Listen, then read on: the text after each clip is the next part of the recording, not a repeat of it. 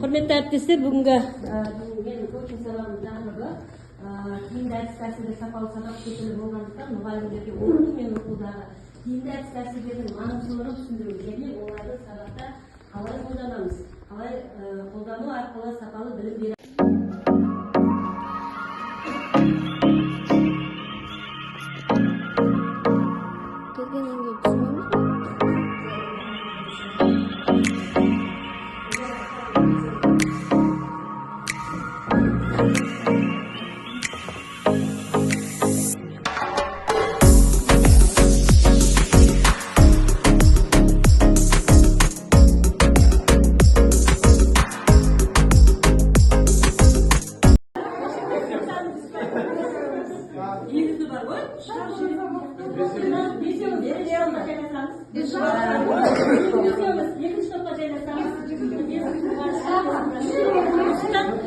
Қалаға біреуін таңдап отыр. Там көбіне жағын. Ретіне қояшы. Клеить жағыз можно? Жоқ, ретімен дейді. Ретіне қоя саласыздар.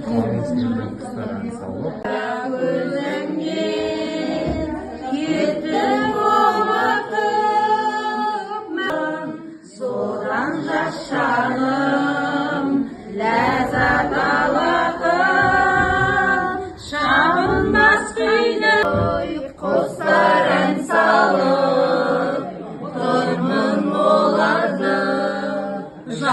Бір мәселенің басына тақырыбы жазылады, себебі жазылады бір қанатына салдары жазылады, мына жерден қорытындысы жазылады. Яғни білемін, білдім келеді. Бұл кері байланыс. Сабақтың соңында қолданылады. Тақырып бойынша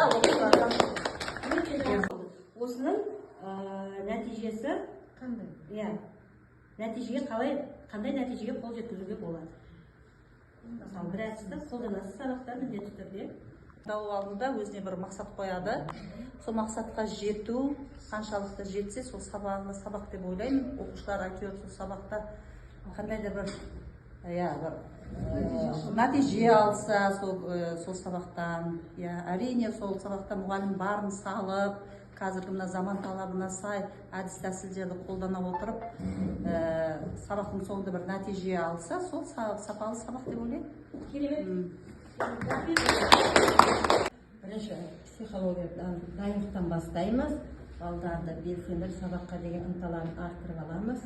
Және Біз мысалға бір сыныпты алатын болсақ, сол сынып, сол тақырыпты, сол күнгі тақырыпты өзінің мақсатына жетіп орындаса, яғни сен өзің мақсатыңа жетсең, оқушы жетсе, сол ең сапалы сабақ деп ойлаймын. Нәтижесі болып жатса оқушыдан неде, сол сапалы. Маңызды нәрсе сабақ өту барысында, егер ортада жақсы байланыс болса, балаға сабақты үйреткен нәрсе сенімді болады. Өйткені әсіресе бастауыш сыныптарда бала апайына үлкен мән береді ғой. Ең бірінші сол жағымды ахуал орнатып алып, балаға білім беретін болса, ол бала тез қабылдайды және қолданатын сұрақ жауаптар көбінесе жиі қолданылады, бекітуге, үй тапсырмасын сұрауды. Одан басқа да көптеген интернет ресурстарды қолдануға болады. Мысалы, қақот ойыны бізде өте оқушылар жақсы белсенді қатысады. Сабақтың соңы сіздерге сабақтың басында қандай тиімді әдіс тәсілдерді қолданасыздар? Қазір мына жерде дүниелер тұр, керек жаңағы тұр.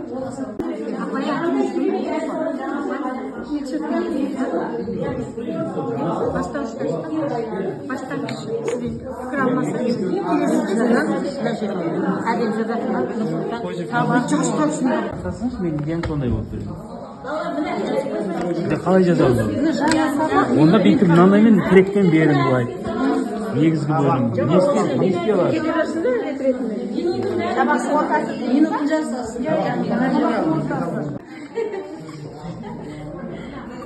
орыс тілде осы әдіс қолданамыз. Сенде не бар, қандай бар? Көп қой. Біз әртүрлі ғой. Бізде ортасында да қолданылады. Жаңа сабақта мәлімет алғандай қолданыла береді. Жаңа сабақта жаңағы түсіндім деген сияқты. кері байланысты оның үстіне бала не алды? енді оны жаңа ол айтылып кетті, одан басқа қандай әдістеріңіз бар, жаңа шығарыңыздар.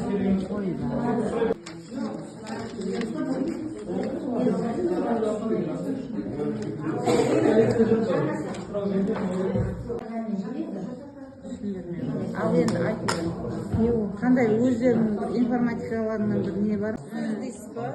Кахот деп айтсың ғой, кахотқа түсініп береміз. Жаңағы түсіндім деген сияқты.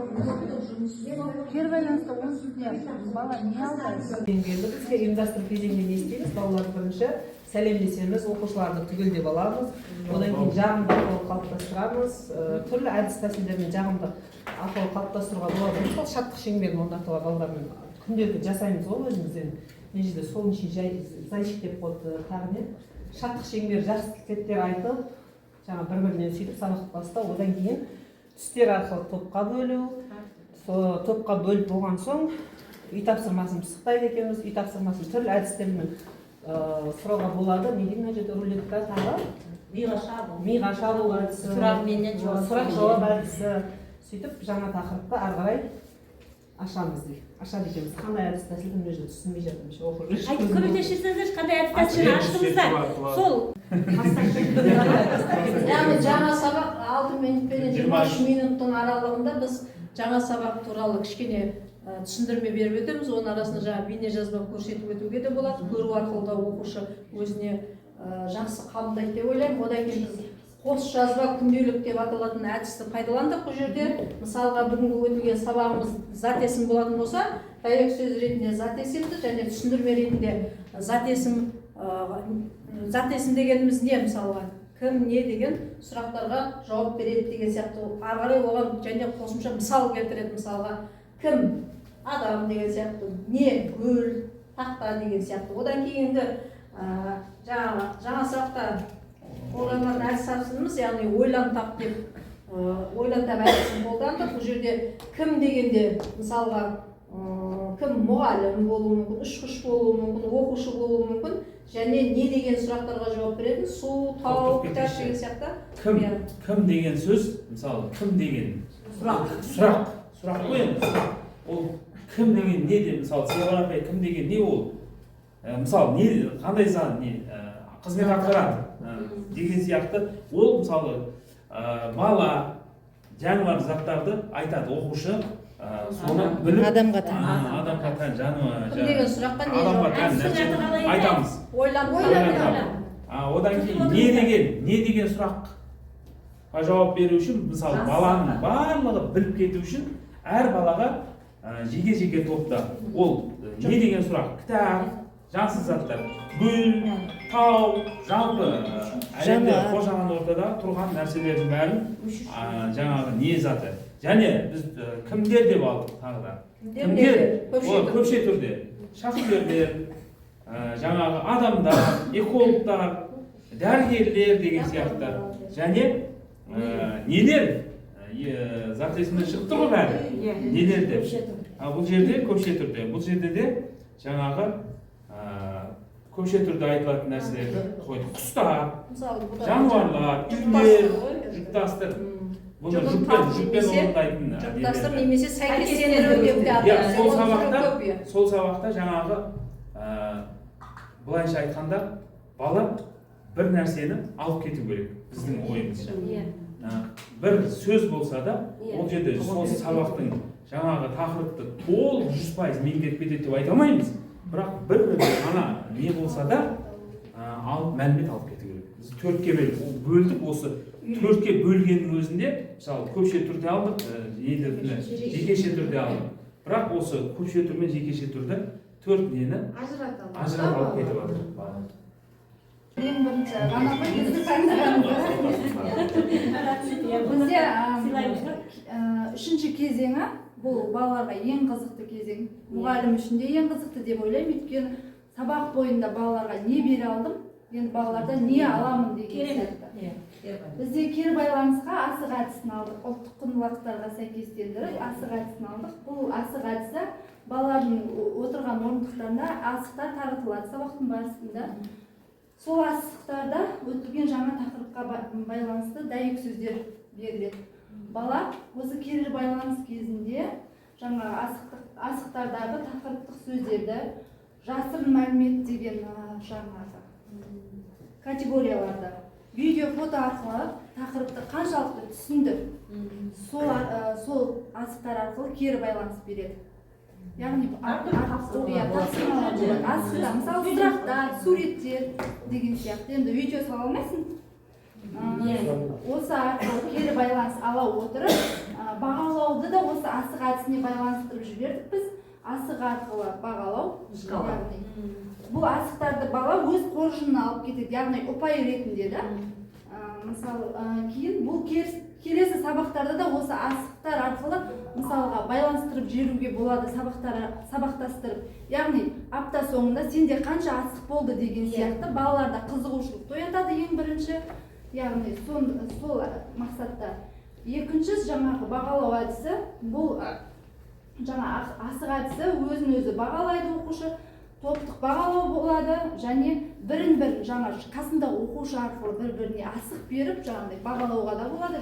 Немесе осы сабақ барысында шкала қойып, сол шкаланы көтеру арқылы қаншалықты деңгейде түсінгенін бала өзін-өзі бағалайды.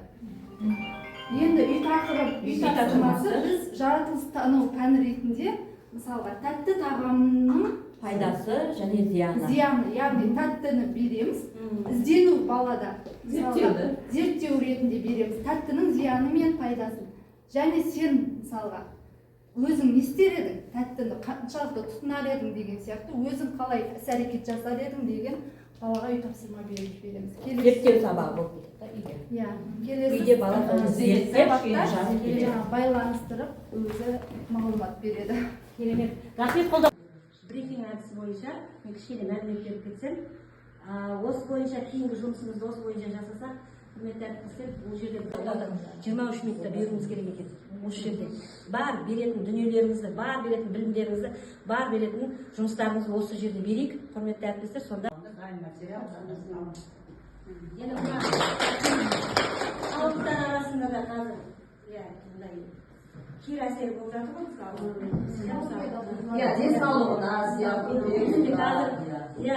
мысалы сіздің атыңыздан жасап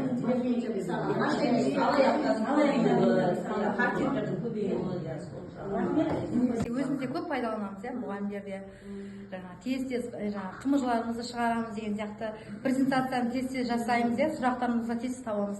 Ал бірақ оның бір минустары проекторден шығып тұрған беріп болмады ғой.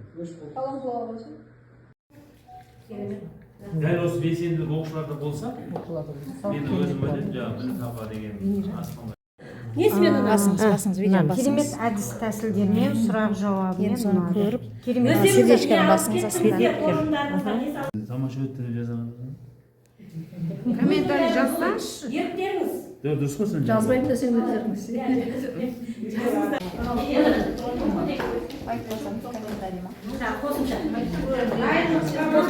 Бетіне өтіңіз, міне айдарына. Болды, енді жаза берейін, Ондай білмеймін. Міне сообщениеда. Сабақ барысында жүргізілген нелердің барлығы қазір мен сабақтағы кері байланыс. Ашты ма? Инстаграмда жазсаң. Коучинг ұйымдастырып отыр. Рана апай, сізге үлкен рахмет.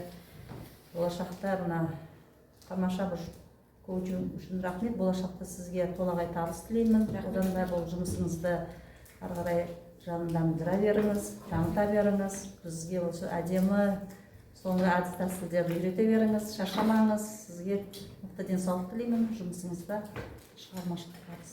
Рахмет.